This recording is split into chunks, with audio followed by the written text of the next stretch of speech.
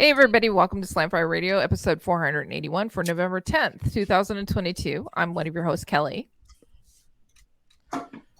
I'm Adriel. There you go. Yeah.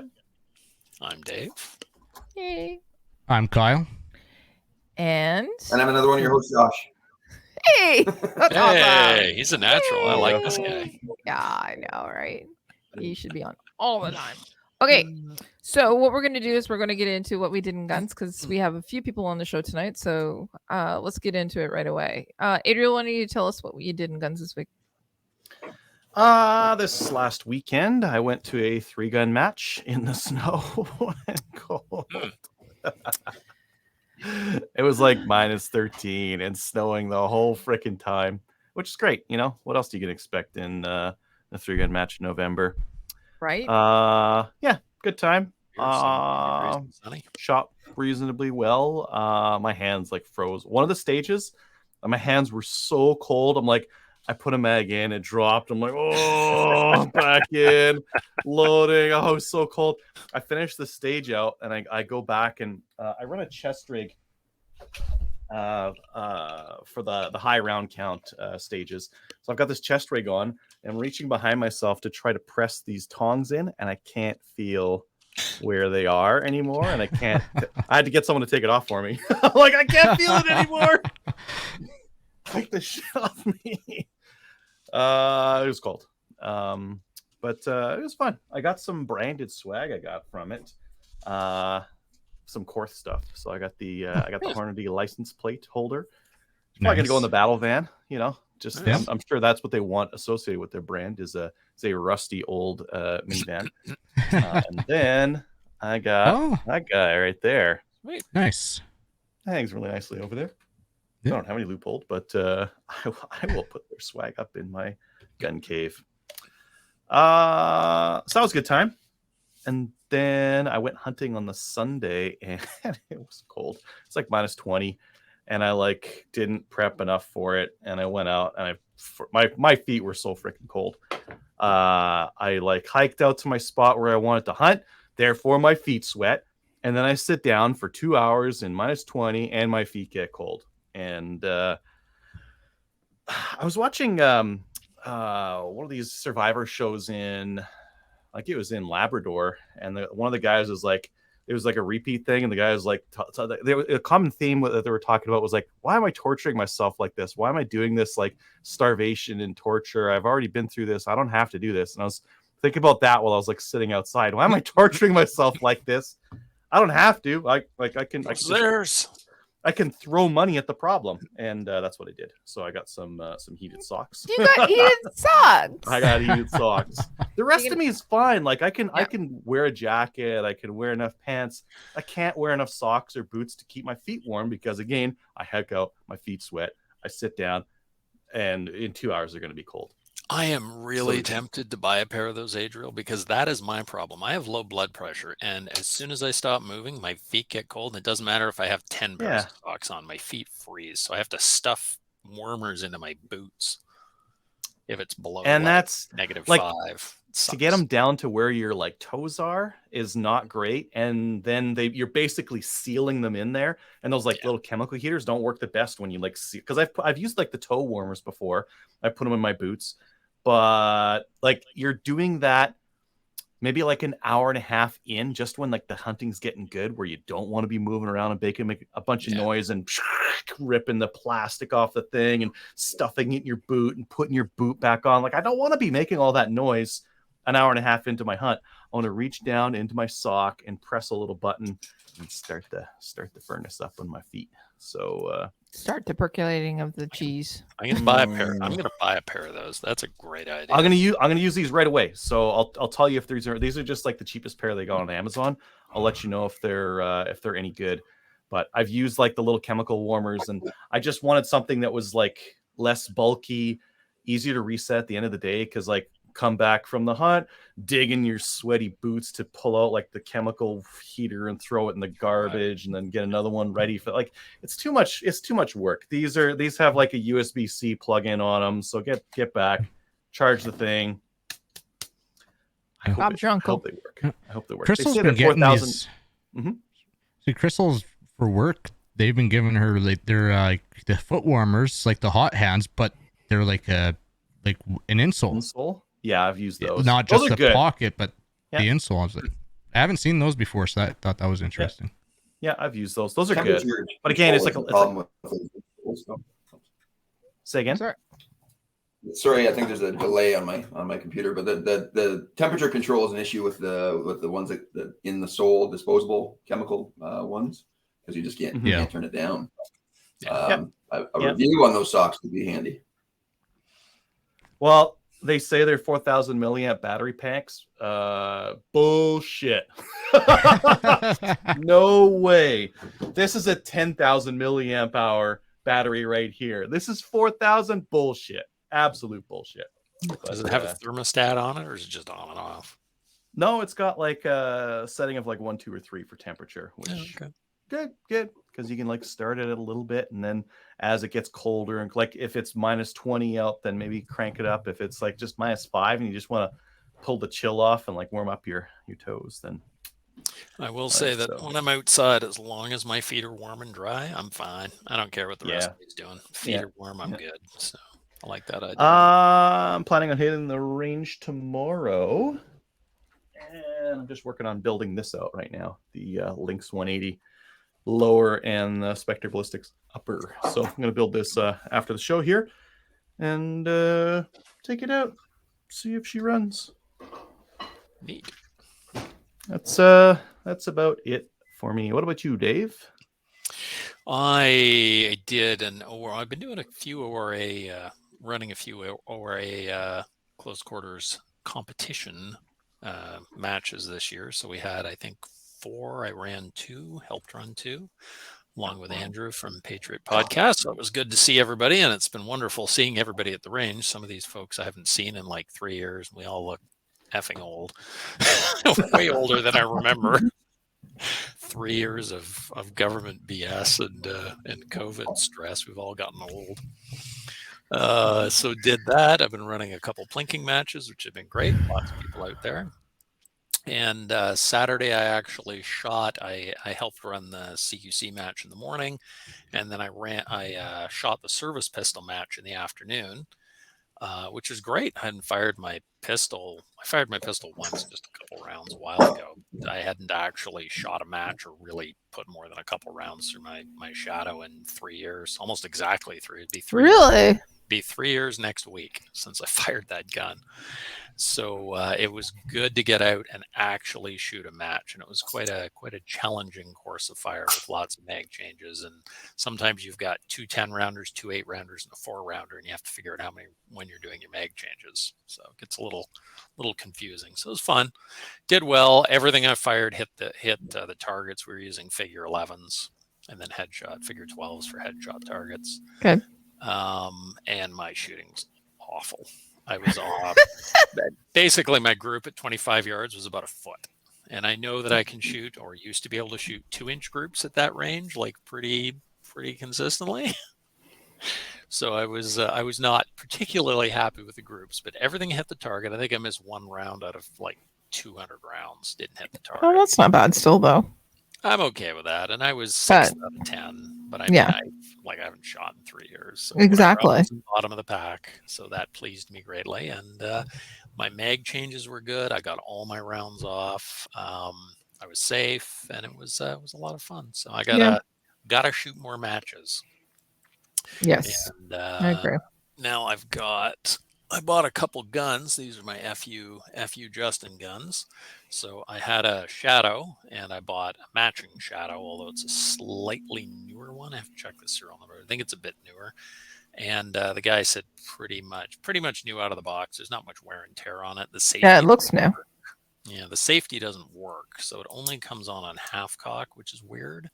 Full cock, no safety. I don't know why. Okay. So I got to take the trigger pack apart and find out what the hell is going on there. The sear. Yeah. Okay. But slightly different sights than what I'm used to as well. So it's got I like those sights. My other one has I like them. Right, just you take out your Sharpie right now and get rid of those red ones on the back. Yeah, my other one doesn't have those. It's just solid black on the back. Yeah. Red dot on the front, which I like. So it's a little bit different. You like them, Kelly? I do. It's the same setup I've got on my 1911. I've got But on my Shadow one, I have the black and the red at the front. So yeah, so but I like. me. Yeah. I don't know if this one's newer or older. I'm not sure. I'll check the serial numbers and see. Does But it? lovely pistol. It doesn't have any of the go fast bits on it that I've got on my other one. So like the trigger is Yeah. heavy, heavy, quote unquote. Does yours have a decocker on it or no? I don't know. They come with decockers. Which Yeah. trim is that? It does not have a decocker. It's a What- CZ75 SPO1 Shadow. Yeah. Oh, it won't have a decocker on it. Mm. Yours has a decocker? That's weird. No, it can't. Mm-mm. No. Decocker. Decockers No. are stupid. Anyway. Anyways, okay. Ridiculous. What's next? So it Show doesn't me- have as many go fast bits, so I've got to change out the springs and do a little work on it and put a new hammer on it and some other stuff. But it'll work fine for a backup gun if things go south. No. Okay. What else did you get?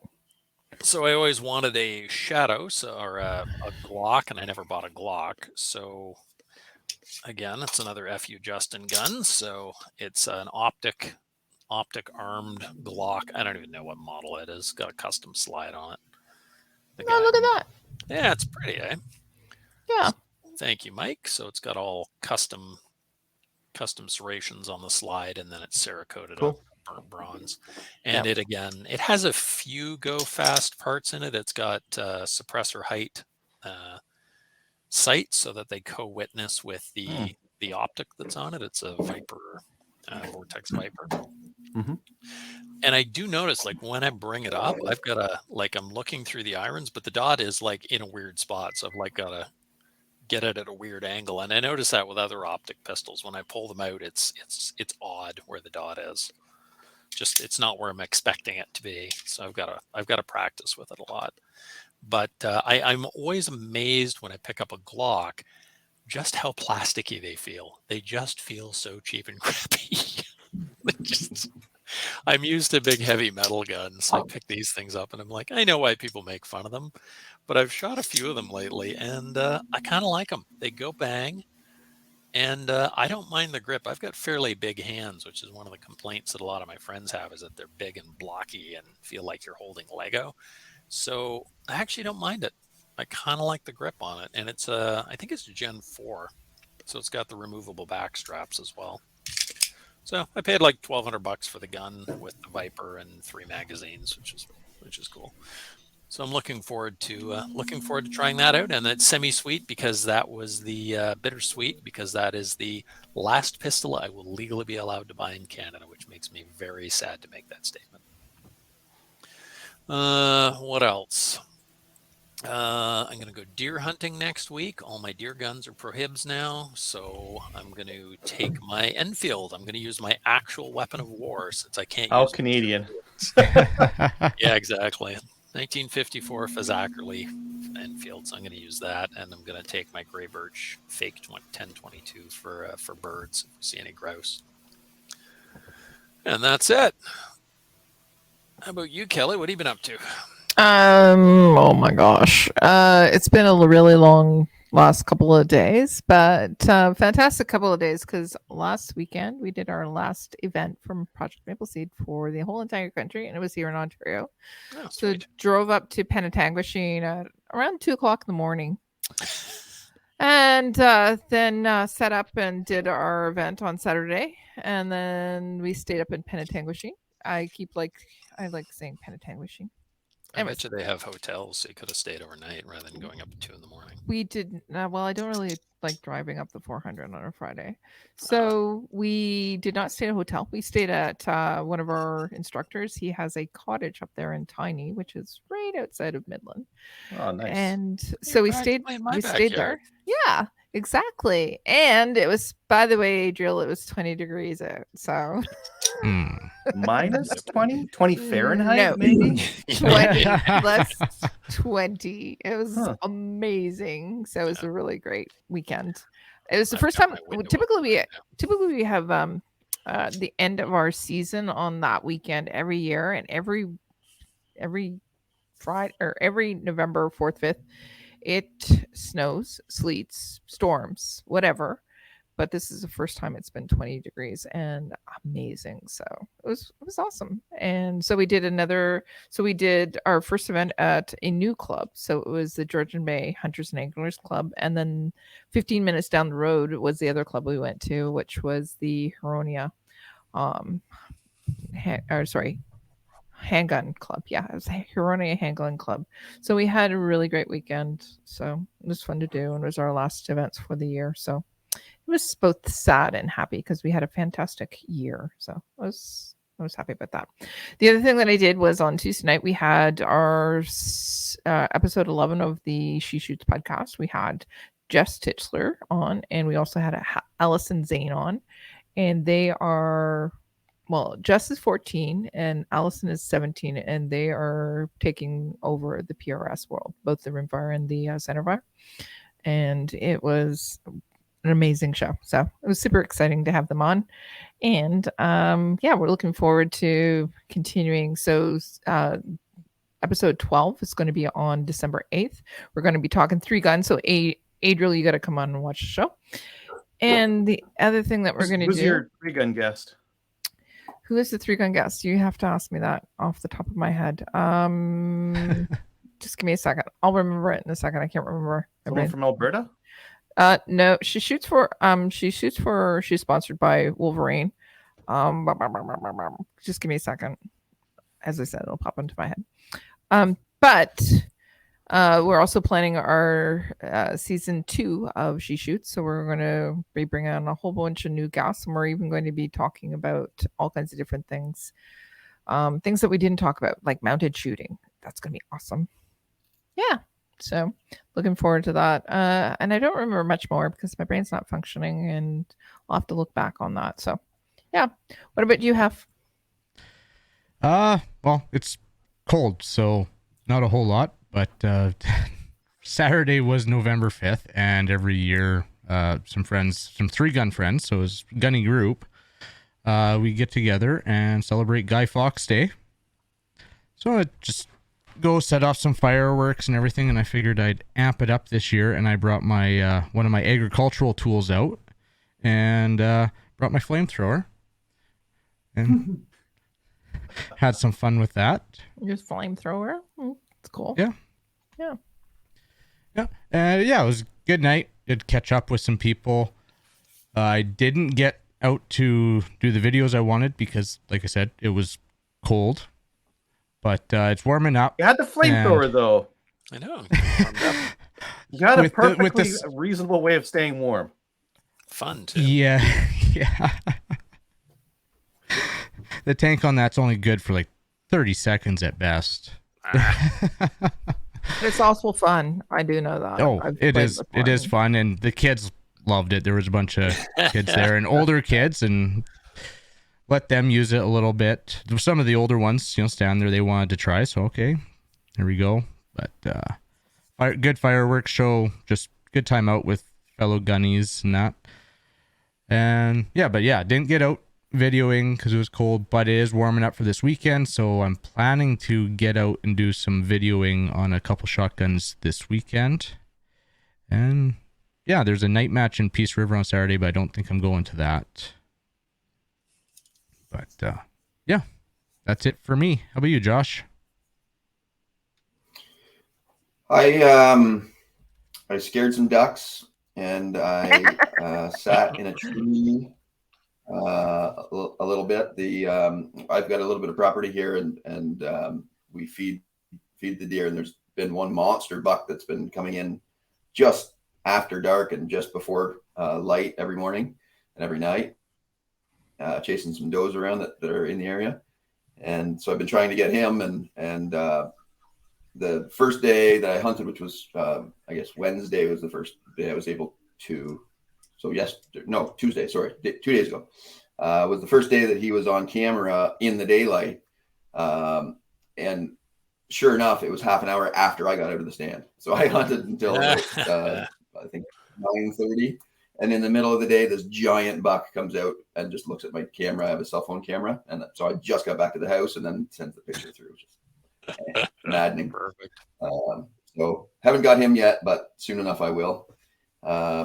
Also my property, I've got a shooting range, a small shooting range for like 22s and small caliber stuff. And funny enough, I move around on the property a lot, so I have the tractor running, and there's a camper there that we go to, and there's a garden that we tend to, and so there's always something happening there. And I shoot a lot, and so I just thought, well, I'd give it a shot and see if when I'm shooting, does it affect the movement of the deer? And it doesn't, as far as I can tell. So I guess it was last week sometime. I shot 350, 400 rounds, something like that, with 9mm and 22 and 17 HMR and I think 22W Magnums also during that time. And cool. Just like clockwork, they were rating the cameras again the next day and had no issue, I was surprised. It didn't affect them at all. And so when I was shooting, I broke something. This is my gray birch Go Fast. Oh no! Here, and this, you see that? Recognize that, Kelly? Yep. It's got all the upgrades. It's got the refined rifle wood stock pieces, and you've got the Timney trigger and the foundation. It's the screw-in barrel one, the Fusion, I guess it's called. Yeah. Anyhow, so this is just a cheap Chinese Amazon made tripod support here, and I was shooting, and I wasn't even doing anything. I was just shooting like normal, and she broke right off. I was just sitting there like normal, and it just went boop. The gun just fell over. I don't know what happened to it. It's just white metal. It's cheap. I can't weld it. It's just garbage. But it was interesting because I didn't think it would ever break like that, but broke right off. That's one of the Amazon. That's one of those Amazon bipods that goes into the M-lock slots on the. Oh, what would that be? The 7 o'clock and 5 o'clock, maybe, kind of thing. Kind of on the bottom. Yeah, you can you can lengthen and retract it. So it worked good until then, but I mean, pretty well useless now. So. Yeah, gonna have to get a new one. So anyway, that's buy another one, then you'll have 3 legs. Gonna have to get a new one. So I don't know if it's worth money spending the big bucks or not on that. I haven't really bought a bipod that it's super expensive, so I don't want to, but maybe I will, just because I don't want them to break anymore. So that was that, and then I got this in the mail recently. It's very similar to the one that Dave was showing. Actually, I don't know if you can tell, but it's bronze, so Black Box Customs just did that finish on the slide for me, and it's the compensated version, so it has the holes in the top. That's comes stock, and then the barrel has the same holes there, so it's it actually makes quite a difference when you shoot this versus the regular Glock for the nose jump. It makes quite a big difference. And then also I just got this recently too. It's a Hollow Sun 507 something. It has it's solar powered on the top, and then when you look through it, it has the chevron, but it has that huge 32 MOA circle that goes around the chevron. I don't know if you've seen those before, but for faster acquisitions, it actually works quite well. Yeah. So that was my fun this week. Awesome. Cool. Sadness about the bipod though. But it's Chinesium, so yeah. How much did you pay for it? Not very much. Yeah. Not very much. Yeah, not very much. I think everybody is actually. Anything else that you've done in guns this week, or are you all done there, Josh? No, I'm good to go. Okay. All right. So I think we've actually all completed that. So that's fantastic. Thank you very much. Upcoming events. Well, there is, I think this is from last week because you did the Chaz 3-gun event on Saturday. Did you not? Yep. So that's old news. But if you do have any upcoming events, let us know. Even though it's Go ahead. There was one in our email, actually. Oh, well, it's not here. No, I saw it and I totally blanked. Team Full Auto will be holding a pistol match December 3rd at Colby Shooting Club in Waterloo. Registration has practice score, Search Winter Pews. Winter Pews. Nice. Yep. Awesome. That should be easy He to find. didn't give a date. He just gotta go on Practice Score and find it. Winter Pews. Got it. All right. We don't have anything else listed, but if you would like us to talk about some events that you're having, please send us an email and Kelly will simply forget them as she's going through the show notes. But, well, we have each other's back. So thank you, Kyle. If you have a lady say that you would like sponsorship on, let us know here at the show because Kelly, who's me, is part of the CCFI Women's Division, and we are always looking to support and sponsor Ladies' Days events. We even have a package that we can send out to you. So send us an email here at slamfireradio@gmail.com, or you can go to info@firearmsrights.ca and we'll send that out to you. All right, let's get into the news. What's going on? Who put this in about PRS shooters? Oh, for PRS shooters, Lapua is in short supply. Uh, Oh, that was me. I put that in there. Okay, tell us what's going on. They're not going to make some anymore. Why is that? I didn't read that. Which ones? They're Give too us busy making ammo for the Ukrainians, and so they're not going to make you like the snowflake stuff, which is for them 222 Remington. Who cares? 22-250. I don't know if you care for that either. 6mm Creedmoor. Some people are going to care about that. 6.5 by 47. Some people are going to care about that. Exactly. 6.5 Grendel. There's some other stuff that's out there. 6.5 by 284. I know people who use that. That is a contender for PRS. 260 Remington, same thing. 7mm08. I don't think it matters. That's not a super popular one anymore. Okay. 7 by 64. That's just an odd one. So for some people, maybe they just can't get brass for that. Otherwise, 7 by 65 rimmed. Yeah, same thing. Odd one. 284 Winchester. There's other stuff out there that'll replace that. 308 Win Palma Brass Small Primer. I bet you someone is going to be super choked if they don't have that anymore. 762 by 53R. the thing. Seems pretty esoteric. 8 by 57 IS and 8 by 57 IRS. I don't know what either of those are. One of them comes after your taxes, though. If you're American. Not here in Canada. Yeah. American. Yeah. Okay. All right. You also put in this other one here from the gun blog. No, I didn't. Who put that in? I put that one in. Tell us about it. It amuses me. So a bunch of people got annoyed when the RCMP in May of 2020 decided that they weren't revoking your certificates for your Nullifying. Yeah. They were nullifying them, which apparently nullifying isn't revoking them, because if they revoke them, you can challenge them with Section 74 and tie things up. So they said you couldn't challenge it because they nullified it, which is different than revoking it. And a judge said, well, it appears that those are the same thing because people are idiots. So, we'll see what happens, but looks like we may be able to Section 74 our prohibs. As I Like we should have guess. from the start. Well, yeah. And I guess now we will get revocation certificates, which will be very interesting, because how can we have things that we don't have certificates for that are, I don't know. Well, yeah. You don't have a certificate, so. Obviously, I don't own it, yeah. Yeah, I guess I don't have a certificate for it, so I guess it's just non-restricted now. I go hunting with it. Sweet. Amazing. Can finally use it for what it was designed for, which is hunting varmints. Nice. So that'll be interesting to see what actually happens with that, and if there's actually any repercussions for that, or just to see how it all spills out. I am sure that they will probably challenge that in any which way they can. Absolutely, yeah. They will. Yeah, because they screwed up. Anyways, I'm just going to say no. Okay, whatever. Not admit failure. Yeah. All right. Okay. Excuse me. CCFR legal challenges. Well, guess what? The CCFR is taking the federal government to court.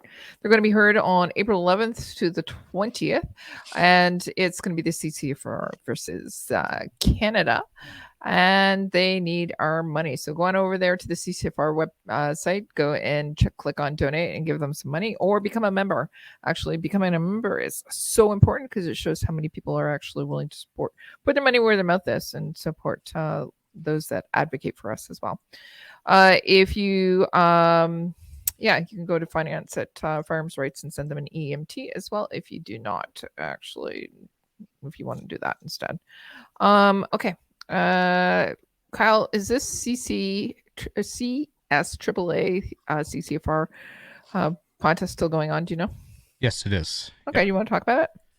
Sure. So the if you're on Discord, there's a channel out there, Canadian Firearms Youth Enthusiasts, and they're doing kind of like what we do. If you donate, send Scrads, so at Scrads on the server, a picture of the receipt of your donation, and you'll be entered for a draw. They are running it from October 22nd till November 22nd, so you still got a little bit of time. 12 days. Yep. Block out your personal info.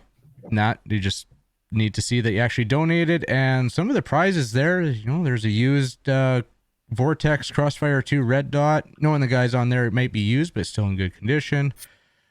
$100 in gift cards for Cabela's and a gun goodie bag, cleaning kit, sticker, chamber flag, Semlock accessories. And I will be posting the link to the server in the comments right now. And perfect. Yeah, so excellent. Cool. Yeah. All right, go and do that. Okay, well, let's get into new gun stuff. New gun stuff is brought to you by Bullseye North. Need a new boomstick. I haven't read this yet, so need a new boomstick. Bullseye North is Canada's shooting superstore and a proud supporter of the CCFR. With a wide selection of guns and top trending gear for any shooter. Free shipping over $200. Some exclusions apply. Like ammo, subscribe to the weekly newsletter to get the first access to the hottest deals. And I absolutely 100% agree with them. And I'm a proud supporter of Bullseye North. One of my favorite stores here in Ontario. So, okay. What do we got? Why don't we start off with Bullseye? Right now they have the Buck Knives 112 Ranger 50th Anniversary Edition knife. That's appropriate. Cool. $99. yeah, that is fitting. Yeah. Yeah, So awesome. you guys like how I did that and matched the main Yeah. topic to the thing? Yeah. I see that. Yeah. Thank you. They've got that. I'm gonna come back to that. Actually, this is one I want to show right away. Check this weird looking thing out. So AAI Canada, which is Arme Atlantique Internationale, must be in like New Brunswick or something like that. Look at these weird French rifles they got. They are bringing in the FRF2, which is a real weird looking French sniper rifle. It's real weird. I don't know how much they're going to cost. I don't want to buy. Well, if they're cheap, I'd buy one, but they don't look cheap. Very interesting, anyways. Rangeview Sports has a sale on deer hunting shotguns. So if you're looking for a slug shotgun kind of a thing, they've got a couple of different options there. They've got the Winchester SX4 cantilever. They've got the SX4 turkey shotgun. They've got the Savage 220 bolt action slug gun in 20 gauge with a thumbhole stock for $1,000. Or if you just want like the standard adjustable stock, that one's $800. And it's also in 20 gauge. So you can run like a smaller slug instead of a big, bad, heavy, destroy your shoulder 12 gauge slug. I just came across this one. I Run Guns has this kit to make your Keltec CMR non-restricted with their conversion kit, which is $50. Cool. It looks like a 3D printed stock and stock adapter. Yeah, compliant stock and front sling attachment. And that's it. Then you get a verifier to go do the thing, and then you've got a non-restricted CMR 30 instead of a restricted CMR 30. Do the thing. Kind of interesting. Yeah. Interesting. Yep. I went and looked it up. Those FRF2s are $8,000 Canadian. So I won't buy one just to mess around with it then. And no optic on them. No. Just the gun. The optic would be in French if you got it anyways. Probably. Yep. North Pro Sports. Escamildot? Keldamildot? I don't know. North Pro Sports has a bunch of these Sterling Arms R18 Mark IIs. They're $2,700. They got a couple different versions of them.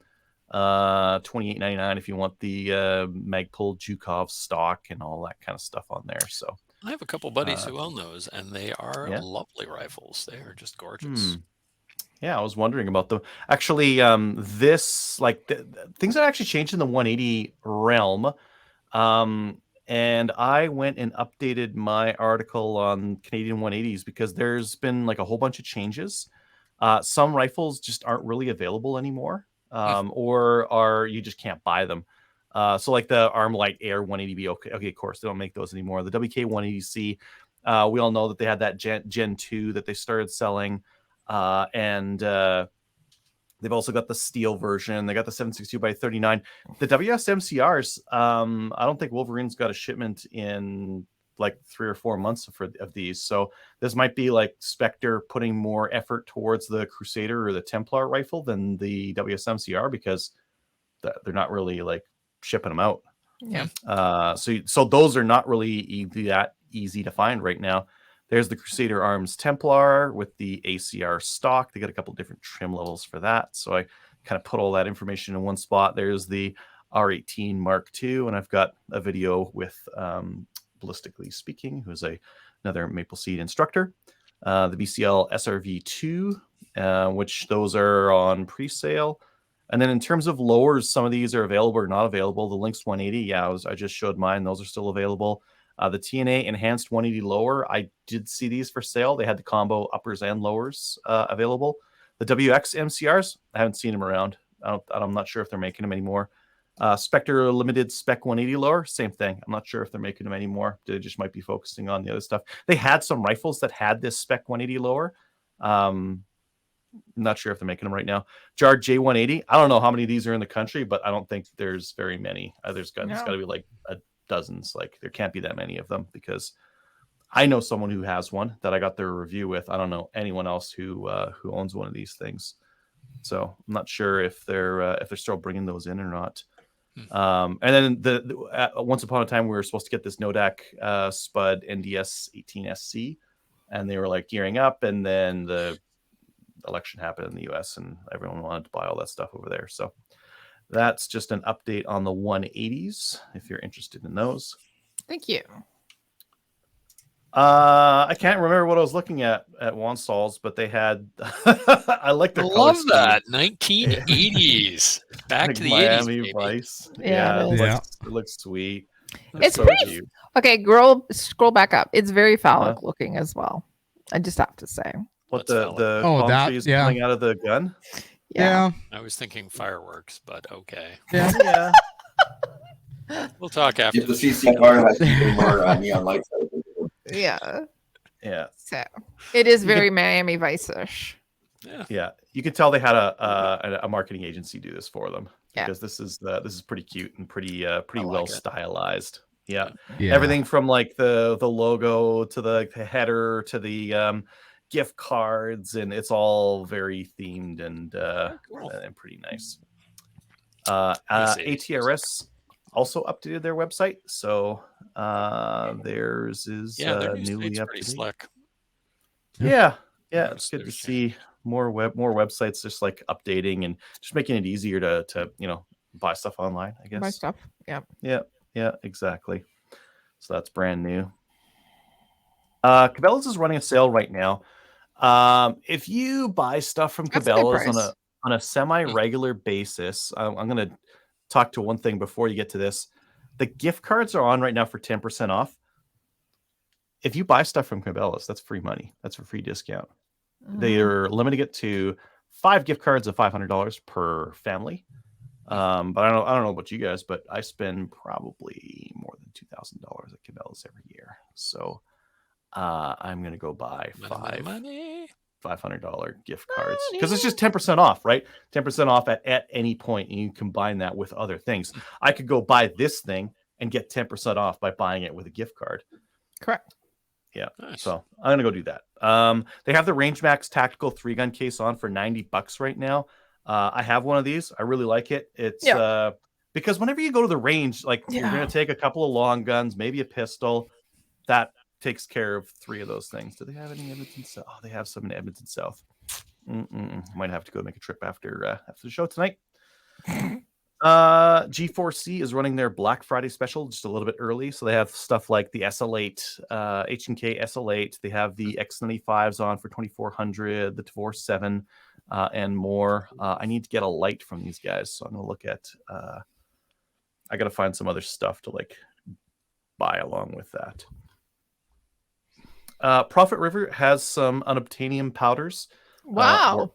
Varget is one of those unobtainium powders. So if you're looking for Hodgdon Varget, they have that for $83. That's expensive. Their other stuff is pretty normal. Like their BLC2 is like 50 or something like that. So they do have like normally priced stuff as well, in addition to the crazy stuff. Yeah, $55 for BLC2 or BLC1. What? No, it's BLC. Oh, it's £1. Yeah, BLC2. Yeah. Reliable Gun is running their customer appreciation event. So that is now basically a bunch of their firearms are like 10, 15, 20% off. So take a look there if you so choose. And did I get them all? The Cabela's roll-up shooting mats are $60 right now, $59.99. Are they? Technically? Yeah. So anyone out there who's thinking of doing a maple seed next year, buy one of those things. They go on sale often, so like you don't have to buy it right now if you don't want to. But that's the mat to buy if you want a shooting mat.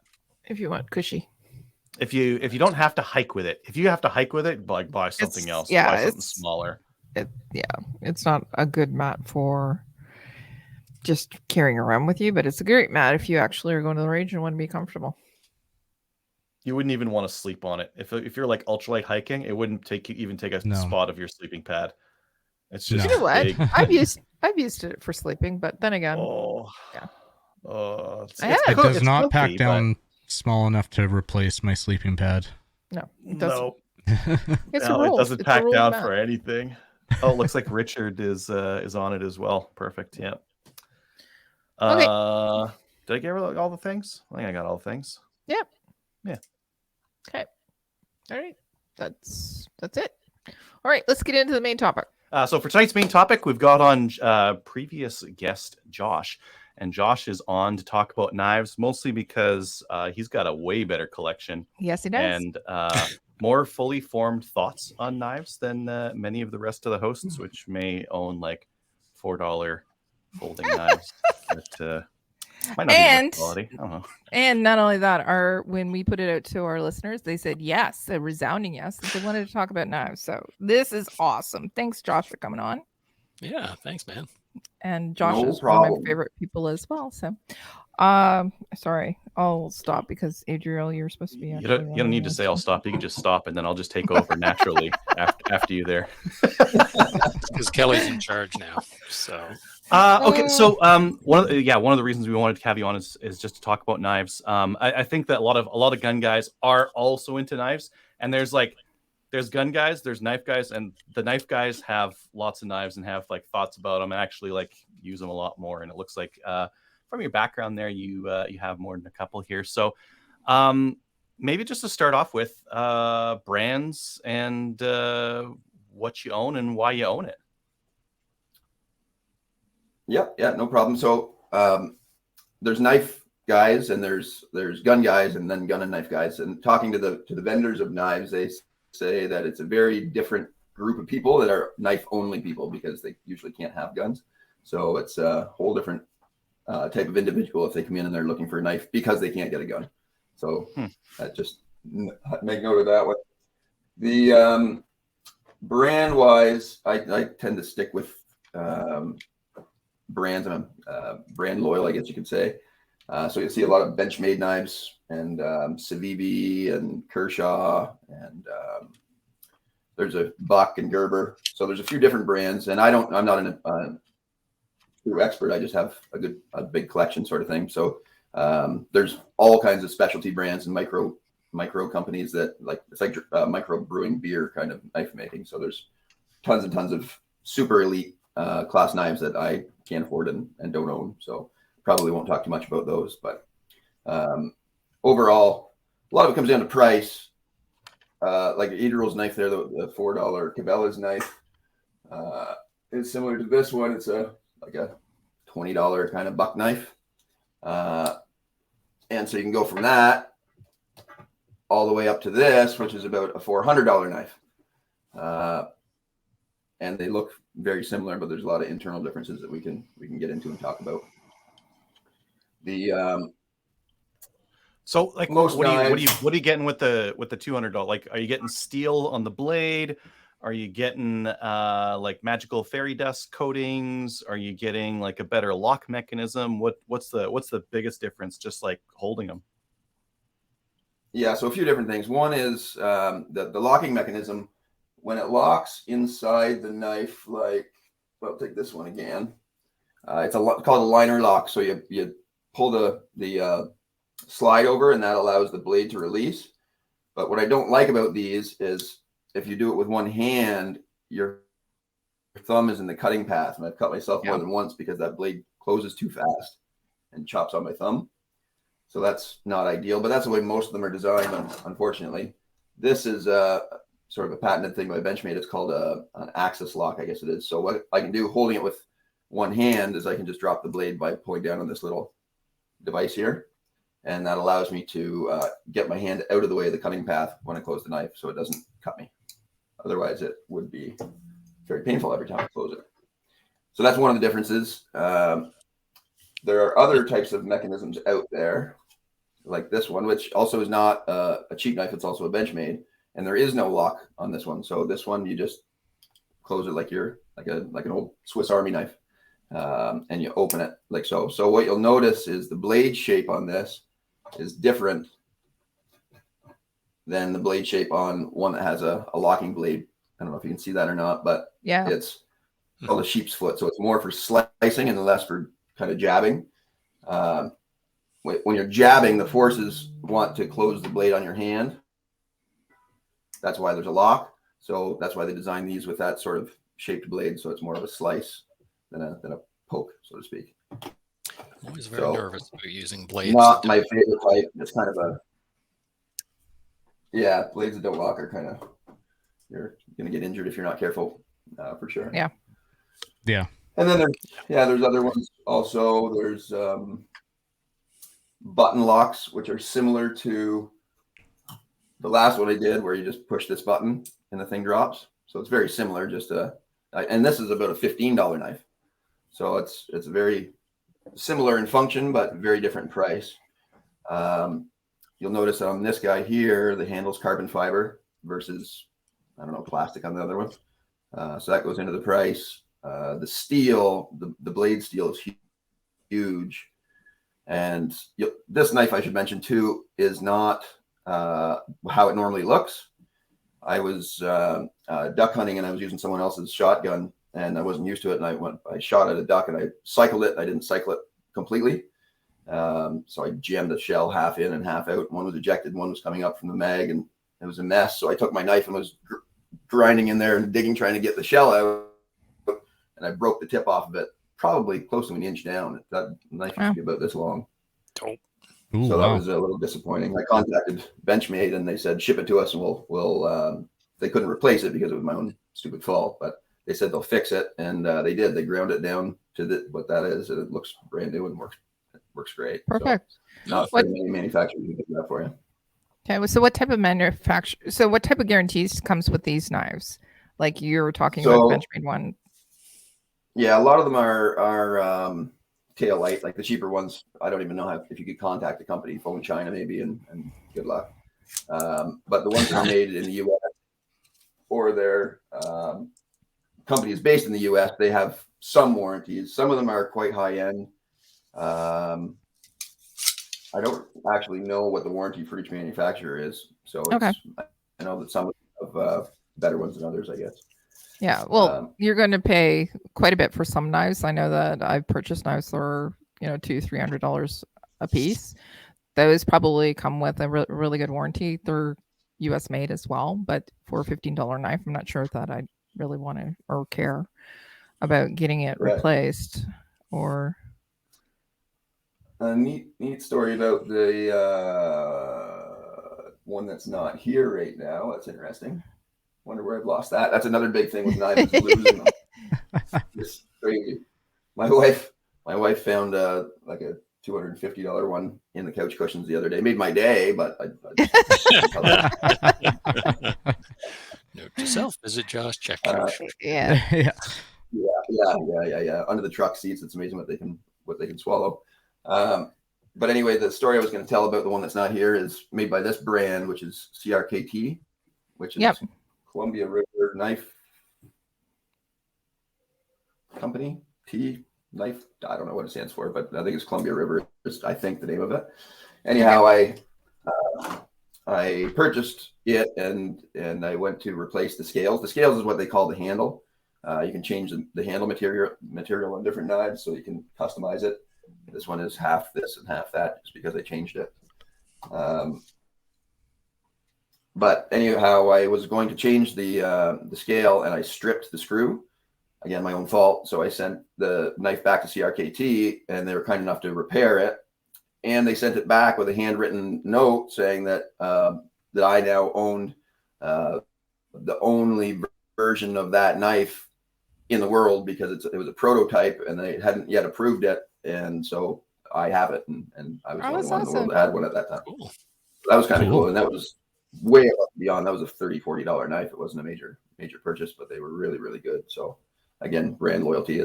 I'm stuck with CRKT and Brent and Benchmade. So that's my go-tos. Nice. Okay. Yeah. So blade steel, there's a huge category of blade steel, and I don't know the ins and outs of it. I know that some blades, if you upgrade the blade, your knife can go from $200 to $400. And there's edge retention, there's rigidity or brittle breaking shear force, I guess. And they're measured another way too. I can't recall. What I've found over time, because again, this guy has very expensive blade steel, which I think is called something. It has a name, S40V maybe. Anyway, quite expensive compared to others. And really, it gets dull. I find at the same rate, unless if you're doing the same job like cleaning a deer or cleaning birds or something with it, then you might notice a difference. But with mine, it just makes it harder to sharpen. The harder the blade steel is, the longer it takes to sharpen, and the harder it is. It does retain an edge better technically, but I don't know. I don't put my value there personally. So a lot of people will be screaming about that one, I'm sure, but that's what I found anyhow. I bought my wife a really nice Japanese kitchen knife last year for Christmas, because she's a chef and she had kind of crappy German style heavy knives. So I bought her a really nice Japanese molybdenum steel blade. And man, that thing holds an edge forever. And it is just like a razor, but if it gets dull, it's not fun. Yeah. What are you saying about German knives and crappy? I didn't know there's different types of kitchen knives, and there's a German style knife where they do a lot more meat. So it's a much heavier, softer steel blade for hacking away at joints. I can identify as that. Yeah. Heavier and softer. I didn't know that was a thing. And the Japanese blades blades are shaped a little more differently, and they're a much harder steel. And it's for cutting vegetables essentially and seafood, because they're not, butchering a lot of, pigs and cattle. Well, us Germans. I have a Damascus steel knife that was a gift in my kitchen, and it looks great because Damascus steel, if you don't know, it's where the steel is hammered out, folded, hammered, folded, hammered, folded, so you get all the ripples. Yeah. And it was real Damascus, but I thought it was great until we used it once and we didn't clean it and oil it before we put it away, and the next morning it was just a little rust. Like one day, a little rust. So a lot of care has to be taken with those. The rest probably looked great though. It was probably all like weird looking on it, right? It's like a yeah, it was. And then when you sliced into some cheese, it kind of made the cheese look a little funky. Okay. Well, what about care for your knives? What do you typically do? Because you do use them. So what do you do? I do. It's sort of like my guns, and I usually out of the box I use them till failure.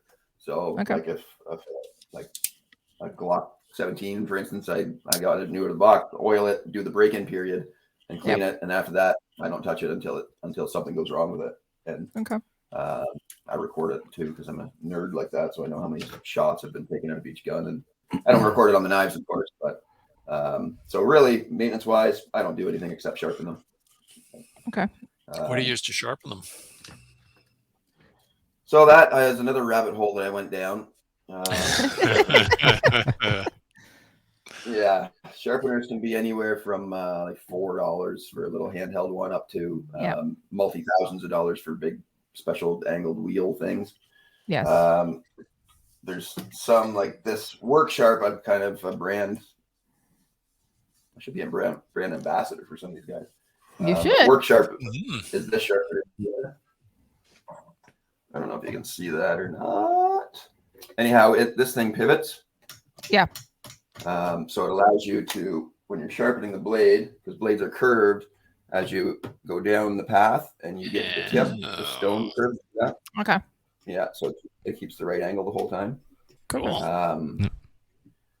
I started with that, but then it didn't give the perfect factory edge, and it took a little bit longer than I liked. So then I tried this one, which this one works well. I like this guy. It's electric powered.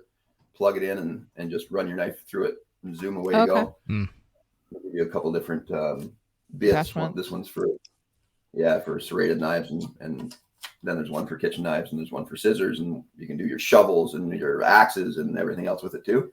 So that's the one I use most because I'm lazy. What's something like that guy worth? That guy, it's not too bad. I think at Costco, or not Costco, at Cabela's, they go on sale for under $100, I think. Usually nice. Over, but they sometimes drop down around the $100 mark, I think. Okay.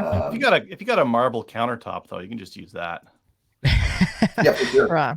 Yeah. A leather countertop. I thought that was a granite only thing. Learn something new every day, kids. Yeah. I do like the Lansky setup. That's what I've been using. That's what I've got too. I have one of those somewhere. That works well. It takes a while to set it up, and it's okay. Yeah. The trick to it is when you are sharpening a knife. I don't know if you can see it on this one or not. No. But what you do is you take a permanent marker or a Sharpie, and you actually trace the cutting edge of the blade on both sides. And then when you're sharpening it, if the Sharpie goes away, then you can tell that it's sharpened all the way. If you can see Sharpie left on it, then That's a really good tip. Thank you for that. It was Kyle's busy getting his Lansky going here. Yeah. Well, I like it because you got 4 different degrees that you can go on, and you just set it up, and like I just got the sapphire on here, so it'd be like a final polish, but you can just 17 degrees for everything, no matter what it is, right? I don't know. See, but you can even get the stand for it. You can screw it down to the desk, and you just slap that on there. And my camera. Yeah. I'm seeing Josh's knives, and I'm seeing, Kyle's knives, and I'm thinking I'm seriously lacking in knives. Yeah, I'm feeling that. I'm feeling kind of diminished right now and small. Yeah. Kyle, have you seen this one? It's it's another Work Sharp one. It's kind of like the Lansky, but instead of having 4 angles, it has sort of everything from 15 to 30 degrees. And to change the angle, you just move this up and down, which changes the angle of the rod. And then for the different sharpenings, you've got the stone here, which I'll take it out and show you better. You can switch it from the fine stone to the coarse stone to the medium stone. So it doesn't have as many settings, but it's a lot easier to use. And I think it was cheaper than the Lansky, or similar, like $40. Yeah, like the Lansky. Oh, wow. Yeah, like I got the diamond kit for the Lansky, so that's a couple $100 right there, and I bought a couple more, like the ultra fine, and like it was showing the sapphire, which the sapphire, all it does is basically put a final polish on that blade. Yeah, now that one you're showing looks really cool. And using leather and not using leather for the polishing step, it makes a big difference. It out. Stropping, yes, thank you. Yeah. Do you strop your knives as the last step? I'm lazy. So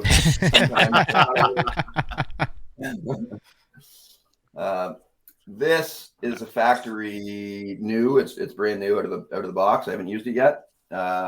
It's a, forget the brand of it. It's Finland, made in Finland or Holland, I think. Helle, it's called Helle. Anyway, I got it as a gift and I haven't used it, but the test for your knife to see if it's actually sharp or not is the paper test. So if you can just slice a piece of paper just like so, or if you can really shave it like that. I thought it was using the sword upon a peasant. Has that changed? Well, that's the samurai sword. Oh, How many heads it'll go take off in one swing? Gotcha. Okay. It's hard to get peasants to line up for that, though. Yeah. Nowadays, yeah, people, yeah. Gruel isn't a big as a draw anymore. You can't just get them to line up for it. No, that's very Yeah. upsetting. I hate this world. So, Josh, you know, we're heading into Christmas here. What would you recommend for a knife around the $50 mark, around $100 mark for, I don't know, maybe someone who doesn't have a fancy knife or like a knife? We're talking about $50. So that depends on the person, I guess, the gift receiver, because there's so many different classes of knife. The ones that we've been talking about are mostly the folding everyday carry knives. But then you have emergency knives like this, where this has a double lock, so there's no way you can close it on yourself. You have to pull the liner lock over and depress this other lock on the other side to close it. The purpose of that is if your hands are covered in blood or whatever, as an emergency from responder, then from yourself. Yeah. It also has this little thing here, which is a seatbelt cutter built in. Yeah. So if you're trying to get somebody out of the car, just cut the seatbelt. Yeah, I've Also seen has some a that have window like breaker. a glass breaker and a seatbelt cutter, so something that can be used in a car, right? Yes, so that's that. It's a paramedic's knife, I guess they say. And then you have your Healing classic knife. Swiss Army knife. This is the one I would recommend probably for someone that doesn't have a knife already. The Swiss Army knife is just it's a classic. You have the scissors, and you have the cutter, screwdriver, and the tweezers and the toothpick. What's the cost on that one? Is that like the $200 one that's like super thick? No, it's a little gaffer. It's I'm not sure. It's been a while, but under $100, I would think. Probably under 50 actually for some of them, with fewer tools. Another thing that we haven't talked about, which we should, are multi-use guides like this. That's a whole other podcast worth of stuff on talking about these guys. Yeah. I probably use the knife on my Leatherman more than I use the knife on any of my other knives, because at Maple Seed I always have my Leatherman on me. I ended up using it for cutting stuff. Yeah, I agree. This particular one is made by Leatherman, and what I like about it is it comes with, in the sheath, it comes with this here, which is a bunch of screwdriver bits. So that just lives in the back side of the sheath, like that, in its own separate compartment. And then you can just put it in the bottom of the handle. Yeah. And then you just use it like a screwdriver. Super handy. The only thing I hate about Leathermans is when I'm opening them, I have so often swung it open and then pinched my other fingers between the blades on the back of the lock. You know, watch your fingies. There's other ones. Some of them gave spring open, so they stay open, which I like because there's resistance, and you can one hand use it.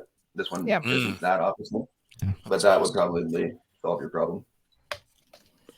See, the funny thing is I don't like pliers and stuff that open on themselves. Like I got flush cutters that they have the spring, and I put elastic around the handle so that they don't open automatically.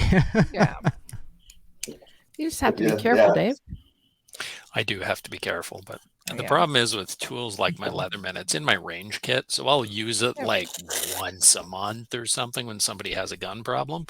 I don't use them often enough. Like my EDC knife, I just flip it open, close it, stick it back in my pocket. I don't even think about it twice, but I use these things so seldom that I'm just not. You know what I need to do is I need to keep it on my desk at work, and I just need to fiddle with it all day. Yeah, and then I'd be fine. Here's what I noticed. I noticed that. So we were talking about it from the beginning of this, we were talking about there's knife people, there's gun people, and then there's gun and knife people. And what I typically see at the range is that if there's any issues or anything like that, I'll ask anybody to get a knife, which is really weird because I always carry a knife with me. And everybody will go. Everyone. Everybody will have one. Yeah. But it's typically a tool. So it's usually a Leatherman or a Gerber or something like that. Or a basic flip. Or a basic flip, right. And I carry 2 because 1 is none and 2 is 1. So I usually carry 2 with me. But I know that there's all kinds of different knives for all kinds of different purposes. A Leatherman is actually really cool because it's, multi-purpose. You can actually use the knife for all kinds of different things. But I see on the back wall there, I see a filleting knife. So if you're going to go hunting, you're going to need to carry different types of knives with you. Or if you're going into if you're going to go hunting, you just take a fixed blade. You don't need to take different ones with you. I take a fixed blade Mora knife, and I do everything with that thing. Skin it. Have you ever tried to fillet a fish with one of these? It's not very easy. No, you can't fillet a fish. You know what? Last time I tried that, Josh, the people at McDonald's freaked out.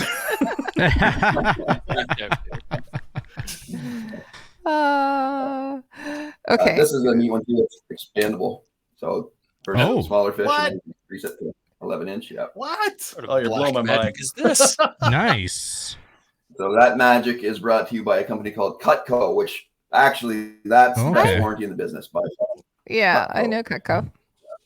Yeah, they I've got their kitchen knife, a block of their kitchen knives, and it's a lifetime warranty against everything, no matter what. It's kind of like Vortex. It's just, I had my knife fall through the dishwasher and hit the bottom coil when it was drying and melted the handle. I sent it back. They gave me a new one. Another knife I don't have here at the moment. I wonder where that one is. Jeez, that's 2 down. We should put locators on all your knives. Apple air tags. Those things. It was a serrated knife, Cutco, and I didn't like the serrations, so I emailed them and said, "Can I get a non-serrated instead?" And they basically said no. So I just snapped the tip off it and sent it back and said, "Can I get they did. Well, you're at it. Yeah, you gotta play games. There, Nice. yeah. And this is also a Cutco. This little guy. Okay. Now the problem with them is they're super expensive, but with a lifetime warranty against everything, it's what to expect. Okay. So what's your everyday carry knife? What do you carry? My everyday Knives. carry knives. Yeah, it rotates a little bit. So one thing that you mentioned earlier that we haven't addressed is fidgetability, I guess you'd say, or fidgeting. Yes. Some of them are better for that than others. So another fun fact is a police officer that I'm close with told me, and I didn't realize, that if you can open a knife with one hand, which some you can, it's illegal. So just be cognizant of that. He's told me about multiple times when he's had to go in the courtroom and open it with one hand to prove that it's illegal. So it can still be sold in Canada, but isn't supposed to be carried, which is kind of crazy, but is what it is. What's the carry? Okay, what's the carried part? Because I thought that if you're carrying a clip knife, as long as the clip's visible, you're good to go, right? As long as that's sticking out of your pocket and it's not like a concealed weapon, right? I don't know the laws, and actually, it might be a good one for Ian Runkle to do something on. I don't think I've seen that on. He probably has it. He probably does. Yeah. Tons of videos now. And I don't know the answer. I think it might have some of it might come down to the scenario and the situation also. So it does. If you're carrying a box cutter and you're on the way to the bar, then it's a different thing than carrying a box cutter if you're on the way to work, sort of thing. Boarding, flight, etc. I think, yeah. But today my daily carry was this again, Benchmade. It has the fidgetability factor with the Axis lock, and I just got it from Cabela's in the mail a couple of days ago. I was going to save it so it was brand new, but I couldn't. I had to use it. Now it's dull. It's been out of the box. It's been open. What are you going to do? It's not collectible anymore. Yeah. I see people sell their knives online, and they're like mint condition, and mine are just rallied. They're just in tough shape. I use them what they're meant to be used for, I guess. I'm the same. I never buy anything to look at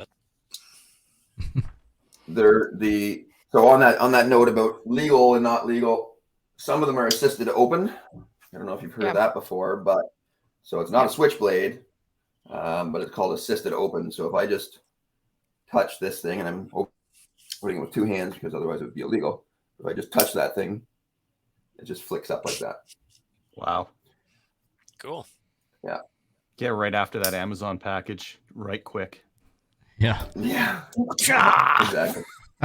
I like one-handed opening blades because most of the time when I've got something, I'm like, well, now I have to put it down to open my knife. Like, weak.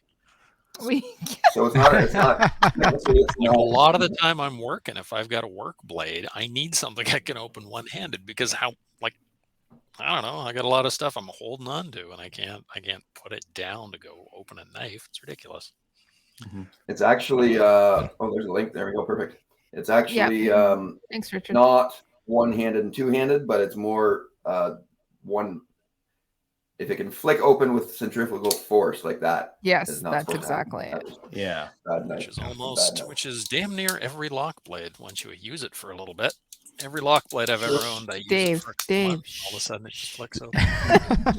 Saying the quiet part out loud. Unlike my fixed blade, which is just open all the time and is perfectly good to go, which is very strange. Yeah, that's true. Yeah. Stupid laws. The one knife that I've had the longest and has done the most and has taken the most beatings is that guy right there. I've had it since I was 15, I think. I haven't lost it because it's giant. But you can see the back of it. I don't know if you can see how chewed up that is. Yeah. It's hard to tell, but going camping, if you forget your hatchet, but you have one of these and a hammer, you're good. Yep. Yep. Yeah, you need those tent pegs put in. One of those will drive them in. So what brand is that? What type of is that? It looks like a Bowie knife, but it's a buck knife. Buck knife. And so they're inexpensive, under $100, I think. I haven't looked at them in 20 years to purchase because I still have this one, but it's still made today too. So it's still available. Okay, so I think Adriel already asked it, but I want to follow up on this. So if you have recommendations on a good all-round knife to give as a gift for Christmas, what would you recommend? And then we'll do outdoor recommendation, and then we'll do like a flip knife. So yeah, good question and tough answer. If the person who is the gift receiver is not home this week because they're away deer hunting, you would probably consider something like this, which has a gut hook for skinning, those are important. big game. Yep.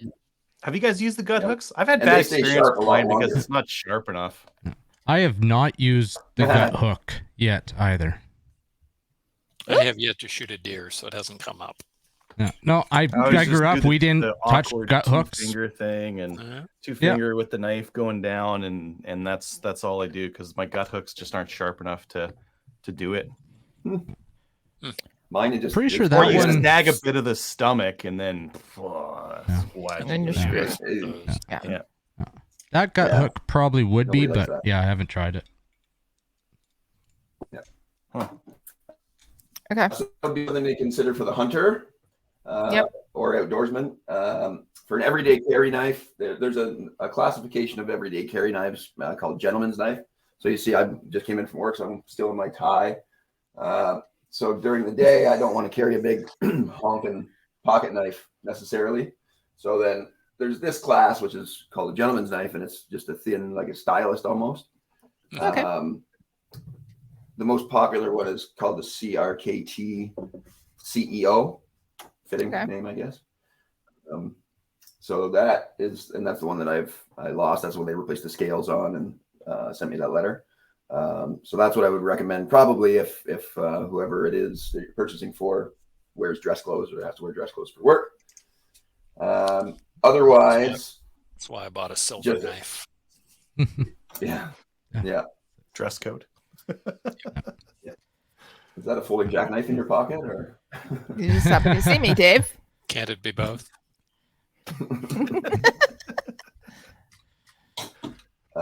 So if I was going to say, other than that, start cheap. Don't spend much money, because a lot of people it's going to get lost, it's going to get broken, it's going to get abused.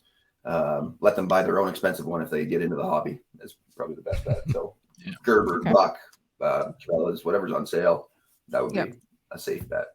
What do you think about Mora knives? I've got a couple for hunting. They're like just real cheap, like fixed blades, plastic handle, plastic sheath. So you can get this all gored up, pop it back in the sheath, and take it inside and like clean it off. It's almost like it's pretty utilitarian. It's got drain holes in the bottom, so if you like rinse it out, it just drips out the goo out of the bottom there. I like knives like that because they're truck knives. So you can have one in the truck, one in the four-wheeler, one in the car, one in the tractor, and you don't have to worry about it because they're not expensive. So everywhere you go, you have that knife. I'm a fan of that. Yeah. Cool. So I do have a question about what's your goal knife?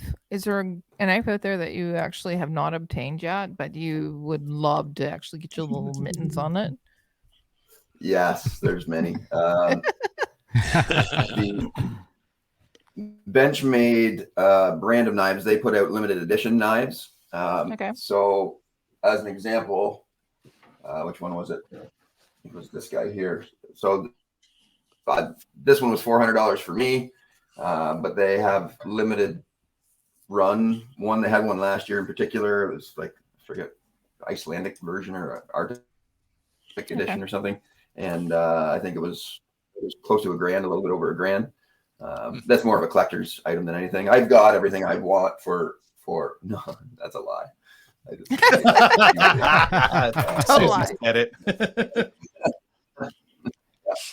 Yeah, that's not true. So yeah, the any of the everyday carry knives, I've got almost all of them. But there's a lot of collecting knives that I don't have. I don't have any collector's knives yet. Someday I will. Right. Got to get that karambit from Call of Duty. Yeah. Yeah. Go through every video game, get that. So I think we missed a demographic for the gift idea. I thought of it, and I actually brought it down. CRKT makes these wooden knife kits. Oh. It's got the spine lock. It folds. What? I've never everything seen this before. And it comes in a bunch of pieces and everything. You glue it together, and like I took wood burnt little owl face in there and his name and everything. But yeah, we built that together, and yeah, it's like $25. Really? And so cool. And it works. Like, it's a nice little prison shank. Actually, they call it my first knife. And yeah, CRKT, we saw that. And so for the kid, when you want to teach knife safety, it's actually worked so good so far. He's come along pretty good with his knife safety, but I figured there was a demographic there that we missed. Cool. Well, there's another demographic. There is the prison shank. Yeah. But we're not gonna go there. Yeah. I don't see any reformed toothbrushes on your table. I was gonna say made by Colgate. No, I got a few different diving knives, which are typically like titanium blades. These are for just on your belt, and then your stereotypical leg knife. Yep. But it's interesting because most of the dive knives you'll see with the metal on the end, and that's for communication where you just bang on your tank if you need to get a hold of somebody. Not. Do you have any with a hollow handle? The hollow handle. I think this one and this one, the steel on the end is isolated from the blade. So this one's a Gerber. I've got that exact same Gerber. I love that knife. That's the one I carry in my backpack. I got two of them.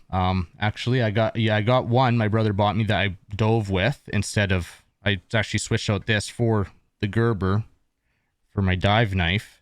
A lot of my knives I actually got through just subscription box, like Battle Box, but this is just like your paratrooper thing. But I do recall like it was supposed to be isolated from the steel on the end from the blade for electrical purposes. What is this, like knife of the month club kind of a thing? Like knife club for men? Yeah.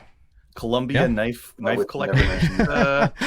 If you don't like the battle box, like they do have knife of the month club, and it's like the top tier or whatever, and that's where I got most of them. Like that came blowing my mind. That no, not that. That was Iraq veteran. That one. This. Wow. Yeah. That's a need. That's definitely no need. Okay. Cool. Go subscribe to something, I guess. Yeah. I stopped a while ago, but I miss getting the knife every month. Yeah. One of the things that I don't see there on your table or even on Josh's wall is what about poker style? Which? Or Poker style? Poker. Poker style. One of those? No, it's more of a more. It's more related to like almost like the ice pick. Like a poker. bodkin? Yeah. Testing witches. In that, do you ever have those for carry or carry? I'm not going to say it the other way. What you mean, like a dagger? Yeah. It's a poke. So it is literally a poker style. So it's a round. It's a so like a spike or spike. Yeah. Like an ice pick. Yeah, but a little bit more heavy duty. I've never owned one. No. Yeah. Okay. I don't know. I have throwing knives, or I used to have throwing knives that are made with those. You might have problems trying to convince the cop that that's for opening boxes. If it's at least like you get pulled over with one of these, like it's for opening Amazon packet. The round one is like, no, hold on, I'm trying. No, it works. It works. Give me a minute. No, I'm just poking holes in the boxes. This is nothing. Yeah. Look, this is how I open all my boxes. Kidding. No, I'm not kidding. I do know people who carry the poker style as well. And they do it for other reasons other than self-defense, just saying. But yeah. I know that Have you there's seen the Glock, the new Glock handle one that has the knife at the bottom, folding knife at the yeah. bottom of the Let me see. Can you enlarge that? Glock? Duct tape. There you go. Oh. Oh, okay. It's not Can't that. tell your camera's so fuzzy. Very tactical. Yeah. Oh, is it bad? Yeah. Okay. Yeah. So if you have somebody like I know that I carry all the time with me, I carry my Leatherman because it's just such a utility piece. Yeah. And so overall, do you have just one recommendation for if you got to carry one? Doesn't matter whether you're outdoors or if you're using it for various things. Which one am I going to get? Because right now I have 3 that are in front of me that I carry, and one knife that I can't put down again. I don't know how I locked it, but I have. But anyways, so I think the locking mechanism is not working. I would say that Swiss Army or the Leatherman or like a multi-tool would be my yeah. Okay. That's you use it the most, more than anything else, ultimately. Okay. My favorite carry blade, Kelly, if you can find one, and if you ever see any, buy all of them for me, is the Gerber Swagger. Swagger? Yeah, it's black, it's tactical, it's semi-serrated blade, and it's flat. It's very, very flat, so you can just shove it in your back pocket, and it doesn't really make a mark. I have a Gerber I diesel bought that 10 I of them, carry. lost or broke or gave away all of them, and I can't find them in Canada anymore. And nobody will bring one in from the States for me. Okay. And that's one of the things that we're also seeing as well. Some of the recent changes with knives and the laws surrounding them has impacted the ability to get them here in Canada. So the Gerber's a single-handed open. It's got the stud on the back of it. Maybe they're just not letting them in anymore. Yeah. So we are seeing problems with importation. So it seems like it was hit and miss because when that was really big, there was a bunch of shipments getting stopped, but then I had knives like this one come through during that time and it had the nub on the back. Yeah. So I don't know. I do have a story for you. One of the first gifts as a 10-year-old my father gave to me was actually a Gerber knife. So, you know what? Have it? Oh, I absolutely do. I still have it. Nice. I put it in my hope chest. Aw. I've got a buck knife that my grandparents gave me when I was 10. Yeah. So Nice. everybody needs a knife. I bought this rusty one. Anybody else have a rusty knife? I have a rusty knife. I didn't bring them out. I used to carry this when I was younger. Yeah. Just sort of a general purpose boot knife. And Well, it's how like do a you- Pakistani. It is Pakistani. It says stainless steel, clearly not. Yeah. But it was, I think, $10 when I was 15. And then, of course, I ended up with one of the big, ridiculous Rambo survival knives. Oh, yeah. When I was a kid. Oh, that has the hollow handle, I think, Dave. It does, yeah. Yeah. Yeah. You could put all kinds of matches and Blades all like kinds of things in there. 3 inches thick. Yeah. So how do you care? How do you care There for we those go. ones that are rusted? How do you fix that? Yeah. Well, if it's surface rust, take some fine sandpaper, I would say, and A little bit of oil. yeah. Oil the crap out of it. This one will take Adriel's Dremel to fix that sucker. I just have it handy because now. I had it when I was a kid and I used to carry it all the time. So Yeah. it was handy on the farm because boot knife. So you just tuck it into the top of your boot and it's just right there when you need it. It's great. Well, Cool. I like No, this. I like everybody on this. I like everybody on the podcast tonight is carrying knives. So Yeah. we're all knives and gun people. It's awesome. This is the only one I have a cool story with. So this is an SRK. I can't remember what the model is on. It's a cold steel SRK. Okay. So it's kind of a cool little combat, well, not little, I don't know, this like 6-inch blade combat knife. And we always, when we did service rifle matches with the ORA, we always gave these away. We did a draw and it was just random and somebody at the match would win a knife. And I never was in the draw because I was staff. Yeah. And then one year the ORA presented me with one. Tim K presented me with one at our Oh, that's last match awesome. of the year, just for supporting the matches and everything. So Yeah. that's my carry around when I'm hunting blade. Perfect. Awesome. Okay. All right. We all knifed out. Ready to go on to the main show? Hey, Josh, do you got any final words of wisdom for our knives? Buy them. Solid recommendation. A drop I- knife has no handle. What? We'll go with that. Yeah. 2 in Okay. the pocket is better than 1 in the bush. Unless you're in the Nice. bush. Oh, Nice. actually, I do have an interesting knife that I was going to show, wanna but show?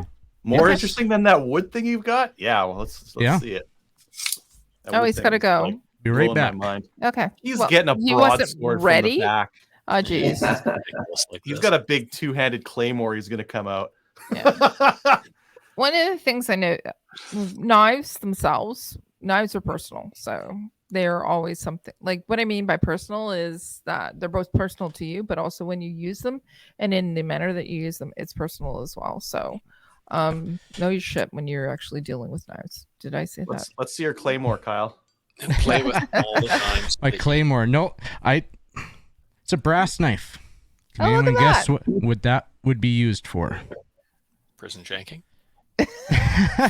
water? It's non-sparking, so somewhere Stabbing electrical eels. around the oil pipeline, somewhere. This Propane. particular one. Oh, go ahead, Josh. Propane, something. The no spark because the yeah. Oh, you're an electrician. Okay, I No. don't use this knife, and Okay. brass conducts electricity, so. We're guessing. Just put us out of our misery, Okay, so okay? I got this from my uncle. He used to be a conservation officer, Okay. and this is what he used to use to cut dynamite. Oh, serious? Oh. Interesting. You only did a half a stick, so you just saw it in half, and away you go. Yeah, yeah, because he'd go out and blow beaver dams and everything. So Yeah. Nice. Cool. C4. Yeah, that Very was cool. that was really Probably should've interesting. just used That is cool. You guys got some really good stories. That is neat. All right. Well, thanks again to Josh for coming on and talking about knives because they're awesome, but Josh is also awesome. So, hey, you know what? Awesomeness is awesomeness. No one cut themselves on the show too. For all the knives, I you was like, I was actually quite surprised about little that. band-aids came out. I was really surprised. So, okay, let's get into listener feedback. Do we have anything on Facebook that we've missed that we haven't covered while we were? Richard don't covered think so. the shooting mats. Dan Mueller, the Dan Mueller. Yeah, Yeah. the Deanna Mueller. I asked in their private chat. And Yes. That's wild. That is wild. Diana Miller is coming on. Yeah, she's going to be on our show. So yes, the 3-gun champion female from Utah ex-bullies. Nice. Yep, she's going to come on. Awesome.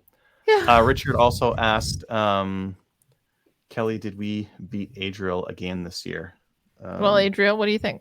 Did you put your numbers in? Your Mad I Minute did. metrics? Oh, I don't think it's going to be looking good for me.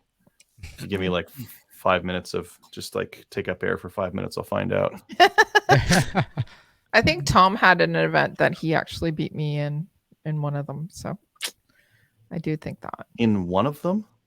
One of I hope we beat you at more than just one of the events. God, if we only beat you at one of the events, it's pretty, I don't need to do the calculations. It was 1 out of 50 ain't bad. Yeah. So I have to come out to a Maple Seed next year, and I'm going to bring my Tavora Kelly. So define, is it Alberta versus Ontario, or is it Adriel versus Kelly? Because if it's Adriel versus Kelly, Kelly won. No, I think it should be Alberta versus Ontario. No, let's do it, Kelly. Everyone make Maple win. All right, fine. Okay, let's get into emails. This one's from Josh. So, This Josh? do you want to read your email? Or? Make him read it. Yeah. I don't have the show notes. You don't have the show notes. Okay, Paste well, it in chat. Dave, why don't you read it, and then we can chat about it. I pasted it in the chat. There you go, Josh. Read Oh, there you go. Surprisingly, I see some punctuation. Normally, it's voice to text, and it's just one big long running sentence. You can't tell where one stopped and the other one began, and so it really goes on for a really long time without any punctuation at all. So I'm surprised it's not like that. But do you guys have any stickers for Slamfire? Often I ask people if they listen to Slamfire Radio and they don't remember the name of it. So if I give them a sticker, it might help them remember. So I did message you, Josh. I have some stickers that I can give to you, and also some patches as well. So absolutely, well, let's meet up, and I'll get you some of those. But Adriel's looking at those metrics. He's analyzing. He's looking. He's doing I got to show you this. calculations. You're not gonna believe this. You're not gonna believe this. What? Present. Oh gosh. It's just going to be like a Colombian election where Hey, like, there's like still 98%. Hey, there's Hey, still look at that. Look at this. 218.51, 218.64. for let's see for Mm. Alberta versus Ontario. Ontario still has a Mhm. couple of events to put in. We still have to put in last week's. I thought you said you're gonna cheat. You're gonna put some real ringer events in there. Now that you know you gotta do it to win. I don't trust this at all. Flawed. You're gonna steal the vote. Let me double check, and then legit we can go through it and we can see. Okay. Adriel, do you have any more stickers left? No. Oh, I got okay. a bunch of patches. I'll give the last ones Send to you, me Josh. patches. I have no patches. I gave them all away. No stinking patches. I give mine away at every event too. Okay, get my last A one. lot of people Great. are So you out. Kelly? Runner. Listening. Sorry? Are you out of patches? Hell no. I got a big box of them. Okay, give Dave some. Okay, fine. I'll him. give Dave You're in some. the same province. I assume it's just like a 15-minute drive or something. So Yeah, it's like Yeah. Europe. You just jump the train. You're there in 10 minutes. Whatever. you're both in Toronto, right? Ugh. Center of the universe. Actually, I could have given it to him this weekend. Like I was literally down the road from him. Yeah, if I had known you were like in Midland, you're like 20 minutes from my house. I told you I was in Penetanguishing. Yeah, but 20. It's like half an hour. That's like 4 hours. If you're in Midland, let me know. Or when you're driving by my road on your way. You mean at 2 a.m.? Whatever. I'm not doing Actually, it was more like 4 a.m. when I was driving by your place. So much. Perfect time to stop in for a coffee. Wake him up next time. Just Get up. Hang on my window. Yeah. All right, Josh, let's meet up and I'll get you some stickers and some patches. How's that? Sounds good. And then Awesome. I just wondered if you could tell right now, but I'm doing my best impression of Mo. Whew. Is it pretty good? Throwing him under the bus. He's not even here. Perfect. Not bad. Yeah. Give you like a 76%, somewhere in there. You have more hair than he does, though. Yeah. Blink. All right. So, like Adriel was talking about Cabela's. So, why don't you go on over to our website and click on the link that's there for Cabela's? If you're going to go and buy one of those mats or maybe one of those rifle bags, click on it and it will take you to the website. And guess what? It'll give us a little bit of cash so that it can help fund the show. Okay. Every once in a while, so once a month or so, we're going to actually look at what you've bought. And then, yeah, we're just going to actually talk about that. Sometimes we do make fun of you a little bit. And other times we think that you're awesome because you're buying stuff. So thank you very much. We could talk about it now. You want to talk about it now? I think it's been, how long has it been? Okay. Why don't you talk about weeks, it? Yeah. Someone bought the Walker's Razor muffs. Okay. Before we go. Probably got a great deal on them. Yeah, before we go further with that, one of the instructors was wearing his razors on the weekend, and I swapped earmuffs with him. I wanted him to try with the Peltors with the so I have the Peltors Gel and cups. I put the gel cups on it, and he was going, oh my god, he was I'm going, calm down there. And I was wearing his razors for about an hour and a half, and I was done with it. I switched Gel it back. cups. Yeah. Yeah. So he's going to go and get the Peltors and get the gel cups.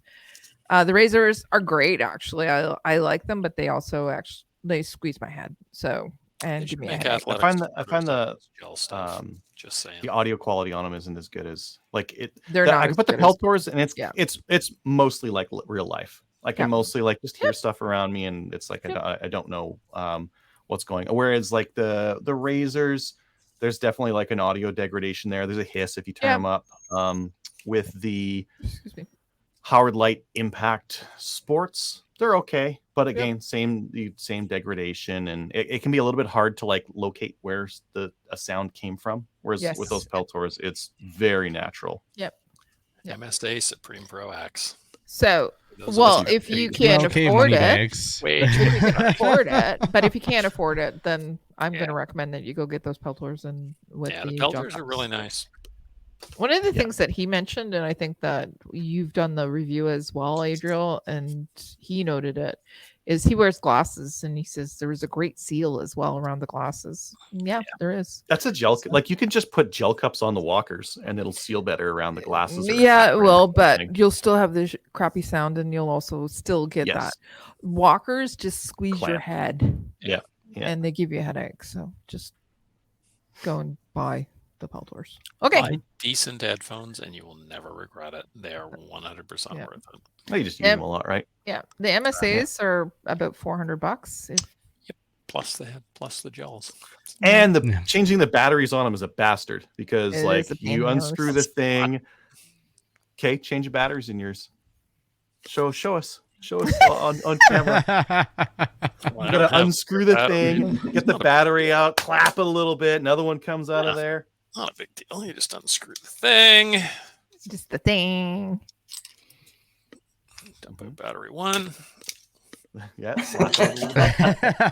battery like it owes you money. In, tighten it on, done. It's really not a big deal. Shut up, Andrew. Not to make this a competition, but everything is a competition. There's the Peltors, right? I know they have a little hatch. Oh, wrong side. We're waiting. With the battery. Okay, battery hatch, right? Click it open. There's the batteries. They're just right there. No slapping the headset or anything like that. I still had mine changed faster than you, so your point is moot. The whole disassembling something just to get power back into it is just fascinating. Well, how long is it going to be until we like once a year? So Yeah, pretty much just once a year. But you're onto something. I think that as time goes forward, we're going to get integrated power in these things. We should have, like, for everything else out there, here, headlamp. There's a little USB-C plug-in on the side. Yep. It's got the battery integrated. I don't change batteries on that thing. I plug them in. Same thing. The Ear Pro, I should be able to do the same thing with the Ear I am Pro. surprised the Ear Pro I use, I plug in. Now they're in ear because I can't stand muffs except for like this time of year where I want to keep my ears warm. But yeah, they were good for that. I don't mind muffs, but I'm a little bit older, so. Yeah. The only thing I hate is getting cheek weld, and these ones aren't bad for Exactly. cheek weld because they're fairly flat, They're flat. rounded at the back. Yeah. But even with them, sometimes if you're getting right down on the rifle, they push a little bit. So. Yeah. I wear earplugs if I I this weekend I wear these when I'm ROing, and when I'm actually shooting, I switch to earplugs and I just go deaf. I don't care. They feel better and yeah. Okay. We done talking about earmuffs and so we've got sidetracked by one thing that someone bought. The XLA pivot. That's how it works. Yeah. That's what that's why we're doing it. So that this person also bought the XLA pivot bipod, and then another person bought the Kestrel 5700 with Link weather meter. Ooh, nice. Very nice. That would be nice. Yeah. That's it. That's it. Okay. All right. Yeah. All right. So we do have some feedback on YouTube, and Kyle, this is your puppy. So why don't you actually tell us about that one? Sure. So we got 3 comments this last week. We got Berkster 111, and that comment was on episode 480, suggesting that we should shorten our videos. Thank you. I can see what he's saying. I think he's asking us to break it up into the different parts. Yeah. I think it could be a conversation we have offline. I know for me, I know there's like this thing like, well, we want people to watch / listen to the whole thing. So you start breaking it up. Well, now you're losing certain sections, but there is something to be said for more digestible length content. It's a podcast. It's podcast length. The problem is, like, when you put that to video, it's not something you just put on unless it's in the background, right? Because it's like an hour and a half or 2 hours of talking. Yep. Yeah. Good. Yeah. Yes. We got another one. About Chris M on Gersan Testing and Review, saying, I also own this gun. It occasionally struggled to cycle all types of heavier loads while hunting. Interesting. Brought it to a gunsmith and he changed the recoil spring to a Benelli. Never had a single issue since on heavier loads or light trap loads. Nice. Stock spring was sluggish on closing the action tight and it won't fire because it's a safety mechanism due to not complete tight closure. He's talking about bolt bouncing. Yeah, I think it's bolt bounce and just not being fully in the battery. Yeah. It might be that it's going into battery and then bouncing just a little bit back and then locking and then not pushing. So the heavier spring would like either hold it there on the initial hit, or if it bounced back a little bit, it would just push it back in. So maybe that's what was causing the issue with it. I still find it interesting that he had trouble cycling the heavier loads. Yeah, the heavier hunting loads. Yeah. But I mean, but if it's bouncing the bolt back, that would. It's interesting. Stock spring was sluggish on closing the action tight and wouldn't fire because safety mechanism. Get the spring replaced and enjoy this butte. P.S. She fires slightly left and high. Yep. Well, I think that's going to change with every gun that comes out of that plant. Every gun is going to be slightly different on its point of impact. It's not like you grab every Gersan is going to be hitting there. Well, his does, yeah. High and right. Okay, so the long short of it is go and replace the spring, and then you'll be fine. Well, I will see how this broken in one does this weekend. I do have Benelli springs here that I can toss in, and I can play with that this weekend. Okay. All right, let's move on. So, Wilfred D. Wilfred D on episode 480. New Brunswick didn't file. This is in regards to the appeal to the Springfield range. Correct. and that lapsing. So I will have lost money on that bet. Good news indeed. Yeah. So And awesome. Awesomeness. Okay. All right. If you would like to give us some reviews, go on over to Facebook Messenger and let us know. We will read your feedback and we'll put it on here. So, or you can, as we said, you can do YouTube as well. Or if you'd like to send us an email, like Josh just did, you can send it to slamfireradio@gmail.com. Patreon supporters. We don't have any new ones, but if you'd like to support the show, you can go over to patreon.com/slamfireradio. And there's some things in there that we put in recently, and we're going to be building some kit lists and that as well. And Kelly has been reminded to go and do it, and she hasn't done it yet, so she needs to do it for the weekend. So I promise that to you. Okay. Yeah, give me access to that. I just Understood. access. Thank you. Okay. Shout outs. Why don't we go out and do shout outs? Adriel, do you have any shout outs? To the other ROs and the match director for the Chaz 3-gun match this weekend, it was fantastic. Had a great time. Awesome. What about Mo, aka Josh? Do you have any shout outs? I would like to give a shout out to Kelly for her 19-day response time on texts. It's a true story. I felt horrible. I have to message him. I have to message him back. I was in the middle of a shoot when he messaged me, and I got distracted. Sorry. Yeah. Insert random excuse here. I get it. I get distracted quite quickly. Okay. Okay, Kyle. Yeah, not really a shout out, but I want to say happy birthday to my You wife, stole Crystal. that from me. No, I was going to do it. You were trying to steal it from me. Okay. You're allowed to do it too. Okay. But yeah, so I want to say happy birthday to my wife, Crystal. Awesome. Another gunny. Okay. Dave, do you have any shout outs?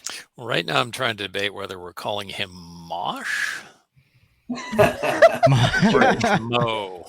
So is that either Mosh or Jmo? I don't know. Well, It could be just Joe. Joe. Yeah. We can do better. You want to give a shout out to Josh? Okay. Yeah, Josh, and we'll conduct a study group and figure this out. So if you have a suggestion as to what we should call Josh, email slamfireradio@gmail.com. Shout out to Benny and Mike C. Thanks for the pistols. Really appreciate that. Shout out to all my ORA people and Andrew from Canadian Patriot Podcast Awesome. for coming out and running the matches all year. You're awesome, dude. Excellent. So Benny actually sold you one of his guns, did he? He did not. Oh, okay. Not that never mind. Benny. Okay, another Benny. My guns work on Saturday. So. Okay, perfect. I'm going to give a shout out also to Crystal because it's her birthday and she's another female gunny. So I wanted to say happy birthday. Yay, Crystal. Josh, thank you very much for coming on, and I apologize for not replying for 19 days. And all your knowledge about and suggesting also the topic itself about knives. And and also Adriel, it looks like actually I went in and had a look at it. It looks like we have 5 more shoots that need to be put in there. So they'll be put in. I hope they were terrible. I hope they're all worse than the last. Okay. But yeah, we have 5 more shoots. So I had 5 more shoots I have to add to it too. Do you really? Maybe 6. They're fantastic. You're not going to believe the stats. That's everyone loves them. Okay. They were great. All right, let's sign off. We'll go on over to Gun Orders of Canada. Give us a like on Facebook. And you know what? Go and give us a review on Facebook too. You know what I was thinking about today? I get easily distracted again. I was listening to a podcast and they were saying that they were doing Apple podcast reviews. And I'm going, have we checked our Apple lately? I don't think we've checked in years. Do we have the login for that one anymore? Wasn't that the one that got lost?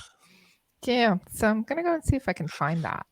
Okay, join us on CCFR and see you next week. Bye, everybody. Squirrel. Bye. Goodbye. 255 ratings. Reviews. See y'all. Nobody uses Apple Review 2021. anymore. Apple need Podcast one. reviews. We need to hire No, whoever the Canadian government I mean, I uses for usually their use can- Apple Podcasts, but I don't. don't reviews. Last Hmm. one we have is from 2021 July. Let's hire whoever the Canadian government did to do the reviews on the Can Arrive or Arrive Can app and get them.